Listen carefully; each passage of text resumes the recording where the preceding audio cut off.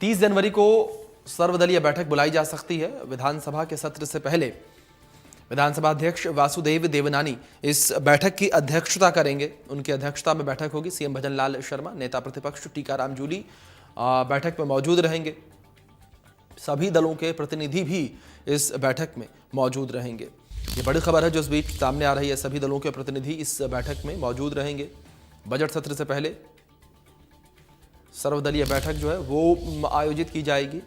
इस बैठक में सभी दलों के नेता प्रतिनिधि मौजूद रहेंगे।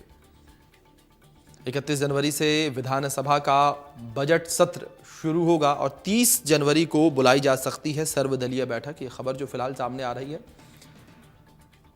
30 जनवरी को सर्वदलीय बैठक बुलाई जा सकती है।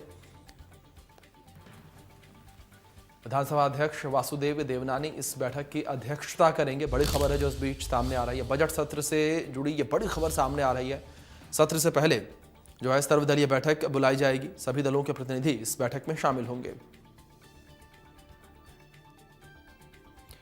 अरविंद पालावत, वरिष्ठ पत्रकार हमारे साथ जुड़ गए हैं, सीधे उनका रुख करेंगे। अरविंद जी, बहुत स्वागत इंडिया न्यूज पर। अरविंद जी, जिस तरीके से अगर बजट सत्र को लेकर बात की जाए और लगातार ये नियम रहा है कि जो बैठक है सभी दलों की सर्वदलीय बैठक वो बुलाई जाती है और ऐसे में 30 जनवरी का समय सामने आ रहा है कि सर्वदलीय बैठक बुलाई जाएगी बजट सत्र से पहले। अगर बजट सत्र को लेकर बात करें, क्या कुछ खास देखने को मिलेगा?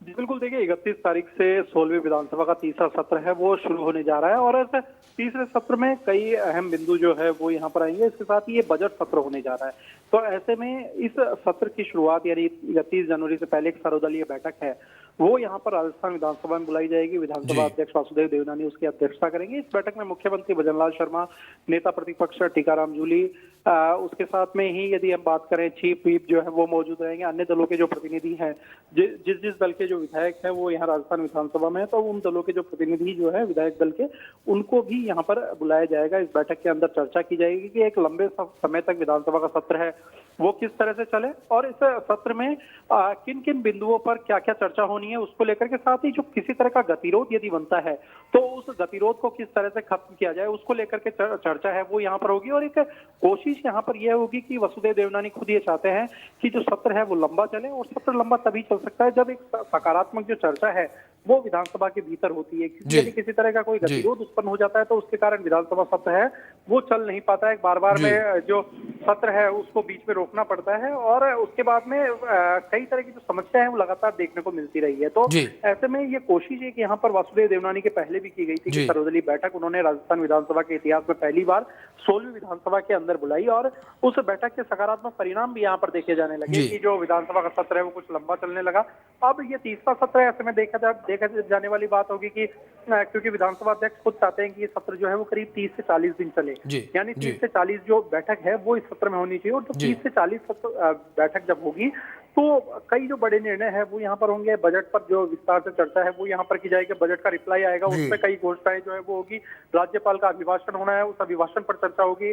अभिभाषण पर मुख्यमंत्री और मुख्यमंत्री हैं वो अपना जवाब पेश करेंगे। तो अपने आप में कई जो बड़े निर्णय है वो इस सत्र में देखे जा सकते हैं। जी बिल्कुल अरविंद जी, कई बड़े निर्णय यहाँ पर देखने को मिलेंगे और देखना ये दिलचस्प रहेगा कि कितनी सकारात्मक बैठक रहती है और इसके परिणाम कितने सकारात्मक निकलते हैं जब सत्र शुरू होगा। अरविंद जी, बहुत शुक्रिया जुड़ने के लिए, कीमती वक्त इंडिया न्यूज को देने के लिए।